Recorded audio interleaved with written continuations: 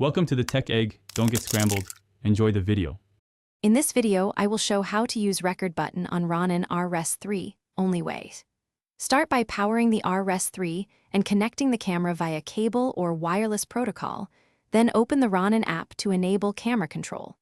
Set the record button behavior in the app to single press or long press depending on your camera.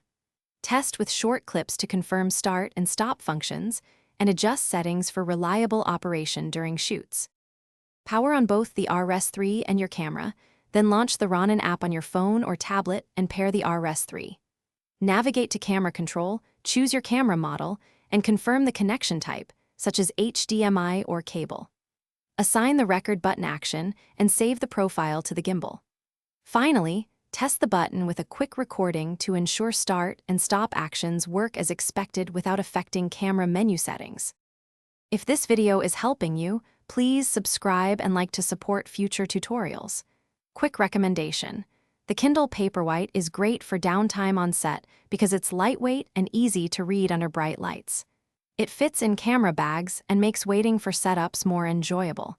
Check the description for the link and other deals to pick one up. Now let's get back to the video. If the record button fails, first verify the cable and port compatibility and ensure the camera supports external record signals. Restart both the RS3 and camera after assigning the button to force a fresh connection.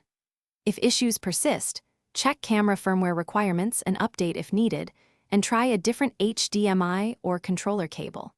Test with another camera profile in the Ronin app to isolate whether the gimbal or camera is causing the problem. Thanks for watching. Consider subscribing if I helped unscramble your problems.